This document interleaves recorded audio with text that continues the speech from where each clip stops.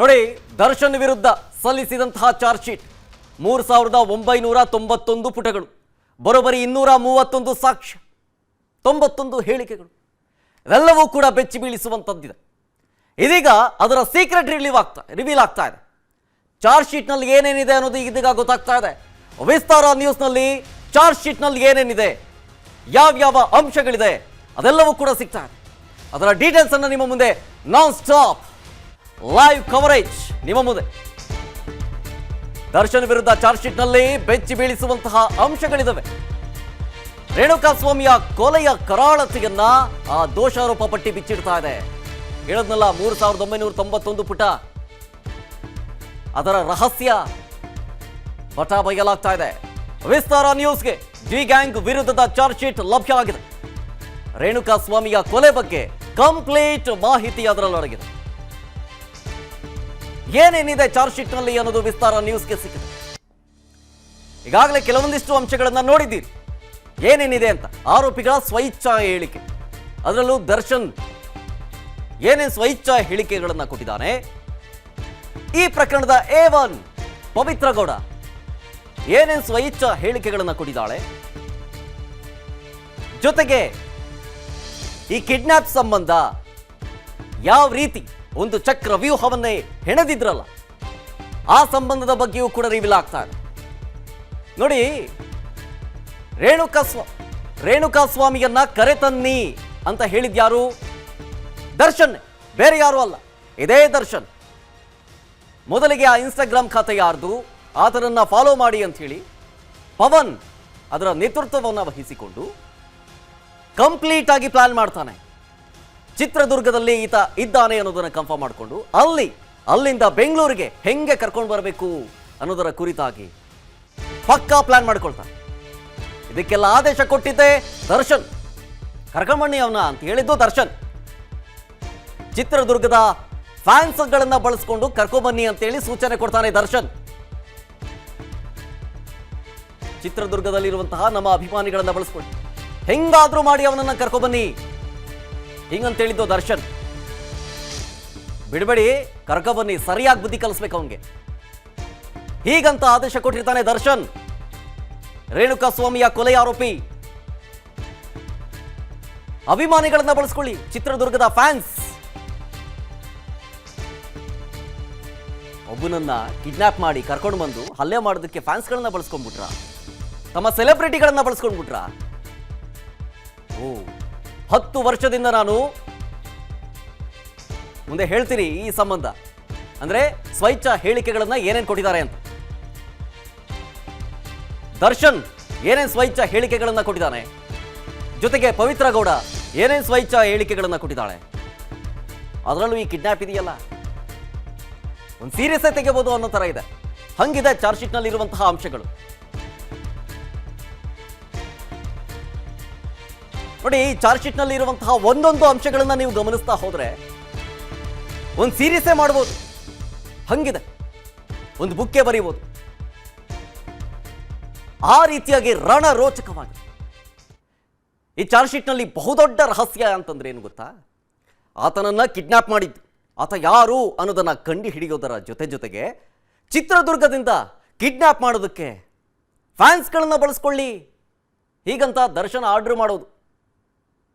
Fans ಅಂದರೆ ನಾವು ಕರಿತಾ ಇರೋದು, ಆದರೆ ದರ್ಶನ್ ಆ್ಯಂಗಲ್ನಲ್ಲಿ ಸೆಲೆಬ್ರಿಟಿಗಳನ್ನ ಒಬ್ಬನನ್ನ ಕಿಡ್ನಾಪ್ ಮಾಡ್ಕೊಳ್ಳೋಕ್ಕೆ ಬಳಸ್ಕೊಂಡ್ಬಿಟ್ರೆ ಆ ದರ್ಶನ್ನು ಅಲ್ಲಿಂದ ಕಿಡ್ನಾಪ್ ಮಾಡ್ಕೊಂಡು ಬಂದು ಹಲ್ಲೆ ಮಾಡಿ, ಮನಸ್ಸಿಗೆ ಬಂದಂತೆ ಮನಸ್ಸು ಇಚ್ಛೆ ಹಲ್ಲೆ ಮಾಡೋದು, ಸಿಕ್ಕದ್ರಲ್ಲಿ ಹಲ್ಲೆ ಮಾಡೋದು, ರೀಪಿಸ್ ಪಟ್ಟಿ, ಪೊಲೀಸ್ ಲಾಠಿ, ಬೂಟ್ ಕಾಲಲ್ಲಿ ಒದಿಯೋದು, ಚಪ್ಪಲಿಲಿ ಹೊಡೆದಿದ್ದು, ಹಿಂಗೆಲ್ಲ ಚಿತ್ರ ಹಿಂಸೆ ಕೊಟ್ಟು ಕಡೆಗೆ ಆ ಶವವನ್ನು ಹೆಂಗಾದರೂ ಮಾಡಿ ಎಲ್ಲಾದರೂ ಎಸ್ದು ಬಂದ್ಬಿಡಿ, ಪ್ರಕರಣವನ್ನು ಮುಚ್ಚಾಕಬೇಕು ಅನ್ನೋ ರೀತಿಯಾಗಿ ಎಂಥ ಪ್ಲಾನ್ಗಳನ್ನು ಮಾಡ್ಕೊಳ್ತಾರಲ್ಲ. ನೋಡಿ, ಆ ಸಂದರ್ಭದ ಫೋಟೋ ಇದು. ಮೊನ್ನೆ ಬ್ರೇಕ್ ಮಾಡಿದಂತಹ ಸಂದರ್ಭದಲ್ಲಿ ಇದನ್ನು ಫೋಟೋಶಾಪ್ ಅಥವಾ ಎಡಿಟೆಡ್ ಅಂತ ಹೇಳ್ತಾ ಇದ್ರಲ್ಲ, ಈ ಫೋಟೋ ಇದೆಯಲ್ಲ, ಇದು ಚಾರ್ಜ್ ಶೀಟ್ನಲ್ಲಿ ಇರುವಂತಹ ಫೋಟೋ. ಇದು ಚಾರ್ಜ್ ಶೀಟ್ನಲ್ಲೇ ಪ್ರಿಂಟ್ ಆಗಿರುವಂತಹ ಫೋಟೋ ಇದೇ ಚಾರ್ಜ್ ಶೀಟ್. ಈ ಚಾರ್ಜ್ ಶೀಟ್ನಲ್ಲಿ ಪ್ರಿಂಟ್ ಆಗಿರುವಂತಹ ಫೋಟೋಸ್ ಯಾವುದೇ ಎಡಿಟೆಡ್ ಅಲ್ಲ, ಎಲ್ಲವೂ ಕೂಡ ಪಕ್ಕಾ ಒರಿಜಿನಲ್. ಅಷ್ಟಿಗೆಲ್ಲ ಈ ಕಿಡ್ನ್ಯಾಪ್ ಹೆಂಗೆ ಮಾಡಿದ್ರು ಅನ್ನೋದು ಕೂಡ ರಿವೀಲ್ ಆಗ್ತಾ ಇದೆ. ಈಗಷ್ಟೇ ಹೇಳ್ತಾ ಇದ್ನಲ್ಲ, ಚಿತ್ರದುರ್ಗದ ಅಭಿಮಾನಿಗಳನ್ನ ಬಳಸ್ಕೊಳ್ಳಿ ಅಂತ ಕರೆ ಕೊಡ್ತಾನೆ ದರ್ಶನ್. ಅಂದ್ರೆ ತನ್ನ ಸೆಲೆಬ್ರಿಟಿಗಳನ್ನ ಬಳಸ್ಕೊಳ್ಳಿ ಅಂತ. ಇದಕ್ಕೂ ಬಳಸ್ಕೊಳ್ತಾರೆ ಅಂತ ಗೊತ್ತಿರಲಿಲ್ಲ. ಸ್ವೈಚ್ಛಾ ಹೇಳಿಕೆಗಳಲ್ಲಿ ಏನೇನಿದೆ ನೋಡಿ, ಒಂದೊಂದೇ ಅಂಶಗಳು ಇದೀಗ ರಿವೀಲ್ ಆಗ್ತಾ ಹೋಗ್ತಾ ಇದೆ. ವಿಸ್ತಾರ ನ್ಯೂಸ್ನಲ್ಲಿ ಆ ಸ್ಫೋಟಕ ಅಂಶ, ದರ್ಶನ್ ಸ್ಫೋಟಕ ಅಂಶ ಸ್ವೈಚ್ಛಾ ಹೇಳಿಕೆಯಲ್ಲಿ ಏನದು? 10 ವರ್ಷದಿಂದ ನಾನು ಪವಿತ್ರ ಲಿವಿಂಗ್ ರಿಲೇಶನ್ಶಿಪ್ನಲ್ಲಿದ್ದೀವಿ. ನಮ್ಮ ಮನೆ ಪಕ್ಕದಲ್ಲೇ ಪವಿತ್ರ ಗೌಡ ವಾಸಿಸ್ತಾ ಇದ್ದಾರೆ, ಒಂದಷ್ಟು ದೂರದಲ್ಲೇ. 2018ರಲ್ಲಿ ಪವಿತ್ರಾಗೆ ನಾನು ಮನೆ ಕೊಡಿಸಿದ್ದೆ. ಮನೆ ಕೊಡಿಸೋದಕ್ಕೆ ಸೌಂದರ್ಯ ಜಗದೀಶ್ ಅವರ ಬಳಿ ಸಾಲವನ್ನು ಪಡ್ಕೊಂಡಿದ್ದೆ. ಎಷ್ಟು? 1.75 ಕೋಟಿ, 1,75,00,000 ಸಾಲ ಪಡ್ಕೊಂಡಿದ್ದೀನಿ. ಜೆಟ್ಲಾಗ್ ರೆಸ್ಟೋರೆಂಟ್ ಹಿಂದೆ ಆತ್ಮಹತ್ಯೆ ಮಾಡ್ಕೊಂಡಿದ್ರಲ್ಲ ಆ ಮಾಲೀಕರಿಂದ 1.25 ಕೋಟಿ, 2 ವರ್ಷಗಳ ಹಿಂದೆಯೇ ಹಣವನ್ನು ಕೂಡ ವಾಪಸ್ ಕೊಟ್ಟಿದ್ದೀನಿ. ಸಿನಿಮಾದಿಂದ ಬಂದಿರುವಂತಹ ದುಡ್ಡನ್ನ ಸಾಲವನ್ನು ತೀರಿಸಿದ್ದೀನಿ, ಹೀಗಂತ ಸ್ವೈಚ್ಛಾ ಹೇಳಿಕೆಗಳು ಕೊಟ್ಟಿರುವ ಸ್ವೈಚ್ಛಾ ಹೇಳಿಕೆಗಳಲ್ಲಿ ಇದು ಕೂಡ ಒಂದು. ನಾನು ಪವಿತ್ರ ಗೌಡ ಲಿವಿಂಗ್ ರಿಲೇಶನ್ಶಿಪ್ ಇಲ್ಲಿ ಇದ್ದೀವಿ. ಈಗ 2018ರಲ್ಲಿ ಪವಿತ್ರ ಗೌಡಗೆ ನಾನು ಮನೆ ಕೊಡಿಸಿದ್ದೆ. ಮನೆ ಕೊಡಿಸೋದಕ್ಕೆ ದುಡ್ಡೆಲ್ಲಿ ಬಂತು ಅಂತ ಕೇಳಿದಾಗ ಸೌಂದರ್ಯ ಜಗದೀಶ್ ಅವರ ಬಳಿ ನಾನು ಈಸ್ಕೊಂಡಿದ್ದೆ 1,75,00,000 ಅಂತ. ನೋಡಿ, ಮಾರ್ಕ್ ಮಾಡಿ ತೋರಿಸ್ತಾ ಇದ್ದೀವಿ ನೋಡಿ, ಇದು ಪವಿತ್ರ ಗೌಡ ಸ್ವೈಚ್ಛಾ ಹೇಳಿಕೆ ಮಾರ್ಕ್ ಮಾಡಿ ತೋರಿಸ್ತಾ ಇದ್ದೀವಿ. ದರ್ಶನ್ನಿಂದ 38 ಲಕ್ಷ ಹಣವನ್ನು ಪಡ್ಕೊಂಡಿದ್ಯಾರು? ಯಾರಿಂದ? ಮೋಹನ್. ನನಗೆ ಪರಿಚಯ ಇರುವ ಮೋಹನ್ ಅನ್ನೋರು ನನ್ನಿಂದ ಮೇ 2024ನೇ ಸಾಲಿನಲ್ಲಿ ಅಂದಾಜು 38 ಲಕ್ಷ ಹಣವನ್ನು ಪಡ್ಕೊಂಡಿದ್ರು. ಆ ಹಣವನ್ನು ಪ್ರಕಾಶ್ ಮತ್ತು ಮೋಹನ್ ಹಾಗೂ ಇತರರಿಂದ ಹೊಂದಿಸಿಕೊಂಡಿದ್ದು, ಆ ಹಣವನ್ನು ಈ ಪ್ರಕರಣದ ಭೌತಿಕ ಸಾಕ್ಷಿಗಳನ್ನು ತೀರಿಸೋದಕ್ಕೆ ಸಾಕ್ಷಿದಾರರುಗಳಿಗೆ ಬಳಸ್ಕೊಳ್ಳಲಾಗಿದೆ. ನೋಡಿ, 38 ಲಕ್ಷ ಹಣ, ಇದು ಬೇರೆ. ಸೊ ಓವರಾಲ್ ಆಗಿ ಹೀಗೆ ಹೇಳ್ತಾ ಇರೋದು ಅಂತಂದರೆ 2018ರಲ್ಲೇ ಪವಿತ್ರ ಗೌಡಗೆ ಮನೆ ಕೊಡಿಸಿದ್ದೆ. ಅದು ಎಲ್ಲಿ? ನಾನಿರುವಂಥ, ಅಂದರೆ ದರ್ಶನ್ ಇರುವಂತಹ ಮನೆಯ ಸಮೀಪವೇ. ಅದರ ಅಮೌಂಟ್ ಎಷ್ಟು? 1,75,00,000. ಆ ದುಡ್ಡು ಎಲ್ಲಿಂದ ಬಂತು ಅಂತ ಕೇಳ್ತಾರೆ ಪೊಲೀಸ್. ಆ ದುಡ್ಡನ್ನು ನಾನು ಜೆಟ್ಲಾಗ್ ರೆಸ್ಟೋರೆಂಟ್ನ ಮಾಲೀಕ ಸೌಂದರ್ಯ ಜಗದೀಶ್ ಅವ್ರ ಬಳಿ ಸಾಲ ಪಡ್ಕೊಂಡೆ. ನೇರವಾಗಿ ಪವಿತ್ರ ಗೌಡ ಅಕೌಂಟಿಗೆ ಕಳಿಸ್ದೆ. 2 ವರ್ಷದಿಂದನೇ ನಾನು ಅದನ್ನು ತೀರಿಸಿದ್ದೀನಿ ಅಂತ. ಜೊತೆಗೆ ಈ ಪರಿಚಿತರ ಬಗ್ಗೆ ಹೇಳಿಕೆ ಕೊಟ್ಟಿದ್ದಾರೆ. ಚಿಕ್ಕಣ್ಣ ಪರಿಚಿತರು, ಯಶಸ್ಸು ಸೂರ್ಯ ಸಹನಟ ನಮ್ಮೊಂದಿಗೆ ಸಂಪರ್ಕದಲ್ಲೇ ಇದ್ರು. ಸ್ವಾಮಿ ಕೊಲೆ ದಿನ ಸ್ಟೋನಿ ಬ್ರೂಕ್ನಲ್ಲಿ ನಾವೆಲ್ಲರೂ ಕೂಡ ಊಟ ಮಾಡ್ತಾ ಇದ್ವಿ, ಅವರು ಕೂಡ ಅಲ್ಲೇ ಇದ್ರು.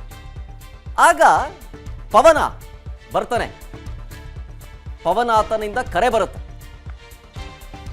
ಪಟ್ಟಣಗೆರೆ ಶೆಡ್ನಲ್ಲಿ ಸ್ವಾಮಿನ ಕೂಡಾಕಿದ್ದೀನಿ ಬಾಸ್, ಹಿಂಗಂತ ಹೇಳ್ತಾನೆ. ಆ ಟೈಮ್ನಲ್ಲಿ ನಾನೇನು ಮಾಡಿದೆ ಅಂದರೆ, ದರ್ಶನ್ ಹೇಳಿರೋದು, ಚಿಕ್ಕಣ್ಣನನ್ನ ಮನೆ ಕಳಿಸ್ದೆ. ತಕ್ಷಣವೇ ಪವಿತ್ರ ಗೌಡಗೆ ಕಾಲ್ ಮಾಡಿ ವಿಚಾರ ತಿಳಿಸ್ದೆ, ಹಿಂಗೆ ಕರ್ಕೊಬಂದಿದ್ದಾನೆ ಬಾ ಅಂತ. ಅವನನ್ನ ಸರಿಯಾಗಿ ವಿಚಾರಿಸ್ಕೊಂಬರೋಣ ಬಾ ಹೀಗಂತ ಹೇಳಿದೆ. ಈ ಥರ ಹೇಳಿದವರು ಯಾರು? ದರ್ಶನ್ ತನ್ನ ಸ್ವೈಚ್ಛಾ ಹೇಳಿಕೆಯಲ್ಲಿ ದಾಖಲಿಸಿರುವಂತಹ ಇದು ನೋಟ್ ನೋಡಿ, ಫೋಟೋಸ್ ಗಮನಿಸ್ತಾ ಇದ್ದೀವಿ. ಫೋಟೋಶೂಟ್ ಆಗಿರೋದು ಪೊಲೀಸರ ಕಡೆಯಿಂದ ನೋಡಿ. ಅದರಲ್ಲೂ ಪ್ರಮುಖವಾಗಿ 3,991 ಪುಟಗಳಲ್ಲಿರುವಂತಹ ಚಾರ್ಜ್ ಶೀಟ್ನಲ್ಲಿ ಒಂದೊಂದೇ ಕರಾಳ ಸತ್ಯಗಳು ಬಿಚ್ಚಿಡ್ತಾ ಇದ್ದಾವೆ. ಕಿಡ್ನ್ಯಾಪ್ ಹೆಂಗೆ ಮಾಡಿದ್ರು, ಅಲ್ಲಿ ಬಂದ ನಂತರ ಏನೇನಾಯಿತು ಅಂತ. ಬಂದ ನಂತರ ಪವನ್ ಫೋನ್ ಮಾಡ್ತಾನೆ ಶೆಡ್ನಿಂದ. ಸೊ ಅವಾಗ ಈ ದರ್ಶನ್ ಸ್ಟೋನಿ ಬ್ರೂಕ್ನಲ್ಲಿ ಪಾರ್ಟಿ ಮಾಡ್ತಾ ಇತ್ತು. ಚಿಕ್ಕಣ್ಣ ಅವರು ಇರ್ತಾರೆ, ಯಶಸ್ಸು ಸೂರ್ಯ ಅವರು ಇರ್ತಾರೆ. ಆಮೇಲೆ ಫೋನ್ ಬಂದಾಗ ರಿಸೀವ್ ಮಾಡಿ ದರ್ಶನ್ ಏನು ಕೇಳ್ತಾನೆ ಆ ಕಡೆಯಿಂದ, ಪವನ್ ಏನು ಹೇಳ್ತಾನೆ ಅಂತಂದರೆ, ಕರ್ಕೊಬಂದಿದ್ದೀನಿ ಅವನನ್ನು, ಶೆಡ್ನಲ್ಲಿ ಕೂಡ ಹಾಕಿದ್ದೀವಿ, ಶೆಡ್ನಲ್ಲಿ ಇಟ್ಟಿದ್ದೀವಿ, ಕರ್ಕೊಬಂದಿದ್ದೀವಿ, ಬನ್ನಿ ಬಾಸ್ ಹೀಗಂತ ಕರೀತಾನೆ ಪವನ. ಓಕೆ ಬರ್ತೀನಿ ಅಂತ ಹೇಳ್ಬಿಟ್ಟು ಫಸ್ಟು ಆತ ಮಾಡಿದ ಕೆಲಸ ಚಿಕ್ಕಣ್ಣನ ಕಳಿಸಿದ್ದ ಅಲ್ಲಿಂದ, ನೀವು ಹೊರಟ್ಬಿಡಿ, ನೀವು ಸ್ವಲ್ಪ ಕೆಲಸ ಇದೆ ಅಂತ ಅಂದ್ಬಿಟ್ಟು. ಹಾಗೆ ಹೊಡ್ತಾನೆ ಫೋನ್ ಮಾಡ್ತಾನೆ. ಅಲ್ಲಿಂದ ಚೇರ್ ತೆಗೆದು ಇನ್ನೇನು ನಡೀತಾ ಇರೋಂಥ ಸಂದರ್ಭದಲ್ಲೇ ಫೋನ್ ಮಾಡ್ತಾನೆ. ಫೋನ್ ಮಾಡಿ ಪವಿತ್ರ ಗೌಡಕ್ಕೆ ಫೋನ್ ಮಾಡೋದು. ಫೋನ್ ಮಾಡಿಬಿಟ್ಟು ಬಂದಿದ್ದಾನೆ ಆತ, ಶೆಡ್ನಲ್ಲಿ ಕೂಡ ಹಾಕಿದ್ದಾರೆ, ಬಾ ಹೋಗಿ ಬರೋಣ, ವಿಚಾರಿಸ್ಕೊಂಬರೋಣ, ಸರಿಯಾಗಿ ವಿಚಾರಿಸೋಣ, ಒಂದು ಬುದ್ಧಿ ಕಳ್ಸೋಣ ಅವನಿಗೆ ಅಂತ ರೇಣುಕಾ ಸ್ವಾಮಿಗೆ ಕೆಟ್ಟದಾಗಿ ಬೈದು ಥಳಿಸ್ತೆ ನಾನು ಹೋದಾಗ. ದರ್ಶನ್ ಹೇಳಿರೋದು ಕೆಟ್ಟ ಪದಗಳನ್ನು ಬಳಸಿ ನಾನು ಬೈದೆ, ಥಳಿಸ್ತೆ. ಇದು ಕಾಕಿಗೆ ಹೇಳಿರೋ ಸ್ವೈಚ್ಛ ಹೇಳಿಕೆ. ನೀನೇನ ಮೆಸೇಜ್ ಮಾಡಿದ್ದು ಅಂತೇಳಿ ಕನ್ಫರ್ಮ್ ಮಾಡ್ಕೊಂಡಾಗ ಹೌದು ಅಂತಾನೆ. ನಿನಗೆ ತಿಂಗಳಿಗೆ 20,000 ಸಂಬಳ, ನನ್ನ ಮಗನೇ ನೀನು ಇವಳನ್ನ ಮೇಂಟೈನ್ ಮಾಡ್ತೀಯಾ ಹಿಂಗಂತ ಬೈದೆ, ದರ್ಶನ್ ಹೇಳಿರೋದು. ಆಮೇಲೆ ರೇಣುಕಾ ಸ್ವಾಮಿಗೆ ಬೈದು ಕಾಲ್ನಿಂದ ಒದ್ದೆ. ಶೆಡ್ನಿಂದ ನಾನು ಹೋದ ಮೇಲೆ ಪ್ರದೋಷ್ನಿಂದ ಕಾಲ್ ಬರುತ್ತೆ, ಬಾಸ್ ರೇಣುಕಾ ಸ್ವಾಮಿ ಸತೋದ, ಕೊಲೆ ಕೇಸ್ ಹ್ಯಾಂಡಲ್ ಮಾಡ್ತೀನಿ, ನೀವೇನು ತಲೆ ಕೆಡಿಸ್ಕೋಬೇಡಿ ಹಿಂಗಂತ ಧೈರ್ಯ ತುಂಬ್ತಾನೆ. ಏನು ತಲೆ ಕೆಡಿಸ್ಕೋಬೇಡಿ ಬಾಸ್, ನಿಮ್ಮ ಕೆಲಸ ನೀವು ನೋಡಿ ಆರಾಮಾಗಿ, ನಾನು ಮೇಂಟೈನ್ ಮಾಡ್ತೀನಿ ಅಂತ ಹೇಳ್ತಾನೆ. ಆ ಮೇಂಟೈನ್ ಮಾಡೋಕ್ಕೆ ಪಡ್ಕೊಂಡಂತಹ ಹಣ 30 ಲಕ್ಷ. ನನ್ನ ಮನೆಗೆ ಬಂದು ಪ್ರದೋಷ್ ಹಣ ಪಡ್ಕೊಂಡ, ಮನೇಲೇ ಇತ್ತು 30 ಲಕ್ಷ, ಆ ದುಡ್ಡನ್ನು ಕೊಟ್ಟಿದ್ದೀನಿ ಹೀಗಂತ ಹೇಳ್ತಾನೆ ದರ್ಶನ್. ಸೊ ಇದು ಯಾವಾಗ ಪವನ ಸ್ಟೋನಿ ಬ್ರೂಕ್ನಲ್ಲಿ ಇದ್ದಂತಹ ಸಂದರ್ಭದಲ್ಲಿ ದರ್ಶನ್ ಫೋನ್ ಮಾಡ್ತಾನೆ, ಪವನ ಕರ್ಕೊಬಂದಿದ್ದೀವಿ ರೇಣುಕಾ ಸ್ವಾಮಿನ ಅಂತ. ಸೊ ಆಗ ಪವಿತ್ರ ಗೌಡಗೆ ಫೋನ್ ಮಾಡಿಬಿಟ್ಟು ಬಂದಿದ್ದಾನವನು, ಸರಿಯಾಗಿ ಬುದ್ಧಿ ಹೇಳಬೇಕು ಬಾ ಅಂತ. ಶೆಡ್ಗೆ ಬರ್ತಾ ಇದ್ದಂತೆ ದರ್ಶನ್ ಏನು ಮಾಡ್ತಾನೆ ಅಂತಂದರೆ ಕನ್ಫರ್ಮ್ ಮಾಡ್ಕೊಂಡ್ರೆ ಫಸ್ಟ್, ನೀನೇನಾ ಮೆಸೇಜ್ ಮಾಡ್ತಾ ಇದ್ದಿದ್ದು ಅಂತ. ಹೌದು ಅಂತಂದ ನಾವು. ಜಾಡ್ಸಿ ಒದ್ದು ಎದೆಗೆ ಜಾಡ್ಸ್ ಒದ್ದು, ಎಷ್ಟು ಸಂಬಳ ನಿನಗೆ ಕೇಳ್ತಾನೆ, 20,000 ಅಂತ. ಬರೋ 20,000ದಲ್ಲಿ ನೀನು 10,000 ಕೊಡ್ತೀನಿ ಅಂತ ಬೇರೆ ಏನೋ ಹಾಕಿದೆಯಲ್ಲ ಮೆಸೇಜು. ಒಂದು ದಿನದ ಖರ್ಚು ನೀನು 1 ತಿಂಗಳು ಸಂಬಳ ಮೇಂಟೈನ್ ಮಾಡೋಕ್ಕಾಗತ್ತಾ ನಿನಗೆ ಹೀಗಂತ ಬೈದು ಜಾಡ್ಸ್ ಮತ್ತೆ ಓದಿದ್ದಾರೆ. ಸಿಕ್ಕದ್ರಲ್ಲಿ ಅಲ್ಲೇ ಮಾಡ್ತಾರೆ.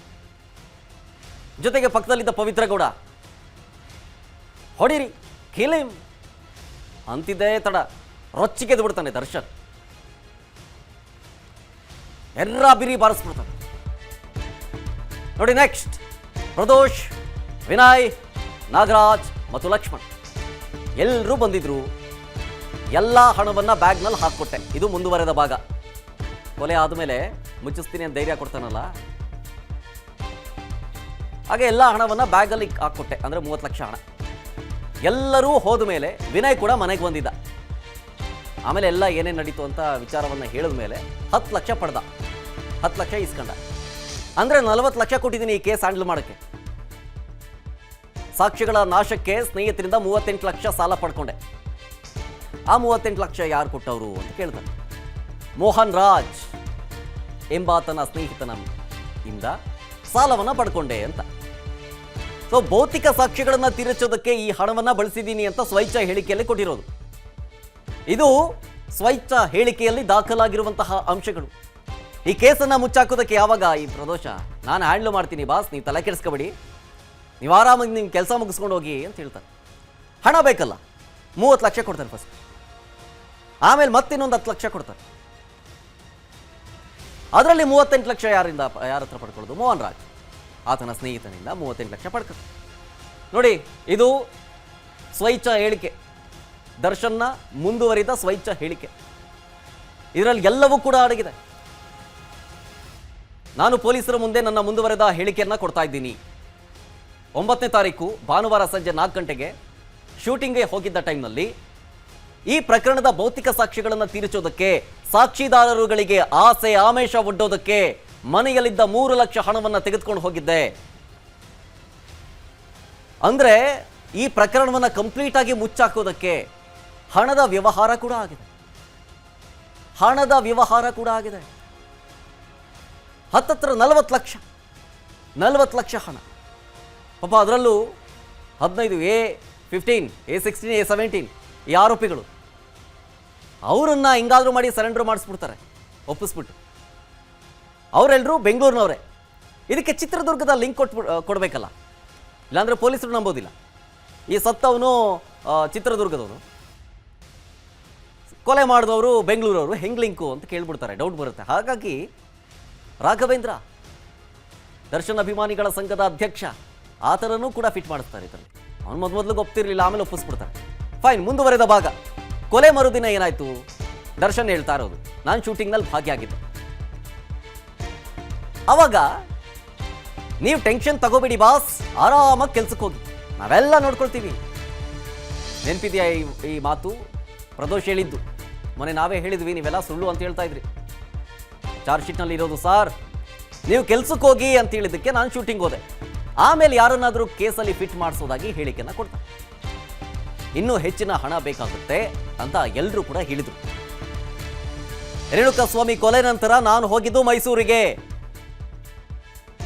11/6/2024 ಪೊಲೀಸರು ಬಂದು ಕೊಲೆ ವಿಚಾರವನ್ನ ತಿಳಿಸಿದ್ರು.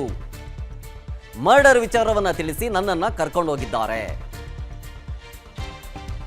ಕೃತ್ಯ ನಡೆದ ದಿನ ನಾನು ಧರಿಸಿದ್ದಂತಹ ಬಟ್ಟೆ, ಫೋನು ಎಲ್ಲವನ್ನೂ ವಶಕ್ಕೆ ಪಡೆದಿದ್ದಾರೆ. ಕೊಲೆಯ ಮರುದಿನ ಆತ ಶೂಟಿಂಗ್ನಲ್ಲಿ ಭಾಗಿಯಾಗಿರೋ ಬಗ್ಗೆ ಚಾರ್ಜ್ ಶೀಟ್ನಲ್ಲಿ ಹೇಳಿಕೆಯನ್ನು ಕೊಟ್ಟಿರೋದು ಪೊಲೀಸರ ಮುಂದೆ. ಕೊಲೆಯೆಲ್ಲ ಆಯಿತು, ಸತ್ತಿರೋ ವಿಚಾರ ಗೊತ್ತಾಯಿತು, ಹಣದ ವ್ಯವಹಾರ ಆಯಿತು, ಸ್ನೇಹಿತರ ಬಳಿ ಹಣ ಹಂಚ್ಕೊಂಡಾಯ್ತು. ಆಮೇಲೆ ಈ ಪ್ರದೋಷ್, ನೀವೇನು ಟೆನ್ಷನ್ ತಗೊಂಬೇಡಿ ಬಾಸ್, ನೀವು ಆರಾಮಾಗಿ ನೀವು ಕೆಲಸ ನೀವು ಮಾಡಿ, ಎಲ್ಲ ನಮಗೆ ಬಿಟ್ಬಿಡಿ, ಸರೆಂಡರ್ ಮಾಡಿಸ್ಬೇಕು, ನಾನು ಸರೆಂಡರ್ ಮಾಡಿಸ್ತೀನಿ, ವ್ಯವಸ್ಥೆ ಮಾಡ್ತೀನಿ ಅಂತ ಹೇಳಿದ. 11ನೇ ತಾರೀಕು ಮಂಗಳವಾರ ಬೆಳಗ್ಗೆ ಪೊಲೀಸರು ನನ್ನನ್ನು ಕರ್ಕೊಂಡು ಹೋಗೋದಕ್ಕೆ ಬಂದಿದ್ರು. ಆಗ ಗೊತ್ತಾಯ್ತು ಕರ್ಕೊಂಡು ಹೋಗೋಕ್ಕೆ ಬಂದಿದ್ದಾರೆ ನನ್ನ ಅಂತ. ಸೊ ಆಮೇಲೆ ನಾನು ಆ ಕೊಲೆ ನಡೆದಂತಹ ದಿನ, ಅಂದರೆ ಕೃತ್ಯ ನಡೆದಂತಹ ದಿನ 8ನೇ ತಾರೀಕು, ಯಾವ ಬಟ್ಟೆ ಧರಿಸಿದ್ದೆ, ಆಮೇಲೆ ನಾನು ಯೂಸ್ ಮಾಡ್ತಾ ಇದ್ದಂತಹ ಮೊಬೈಲು ಎಲ್ಲವನ್ನು ಕೂಡ ಪೊಲೀಸರು ಕೊಟ್ಟಿದ್ದೀನಿ ಅಂತ ಹೇಳ್ತಾರೆ.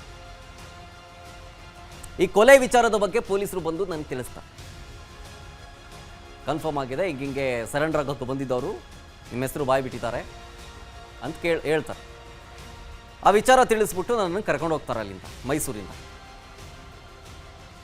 ಹೇಳಿದ್ನಲ್ಲ, ಕೃತ್ಯ ನಡೆದಂತಹ ದಿನ ನಾನು ಏನೇನು ಬಟ್ಟೆ ಧರಿಸಿದ್ದೆ, ಜೊತೆಗೆ ನಾನು ಬಳಸ್ತಾ ಇದ್ದಂತಹ ಫೋನು ತನಿಖೆಗೆ ಸಹಕಾರ ಆಗಲಿ ಅಂಥೇಳಿ ಪಡ್ಕೊಂಡಿದ್ದಾರೆ ಅಂತ. ಇವೆಲ್ಲವೂ ಕೂಡ ಚಾರ್ಜ್ ಶೀಟ್ನಲ್ಲಿ ಉಲ್ಲೇಖವಾಗಿರುವಂತಹ ಅಂಶಗಳು. ನೋಡಿ, ಫೋಟೋ ಗಮನಿಸ್ತಾ ಇದ್ದೀರಿ, ಪವಿತ್ರ ಗೌಡ ಮತ್ತು ದರ್ಶನ್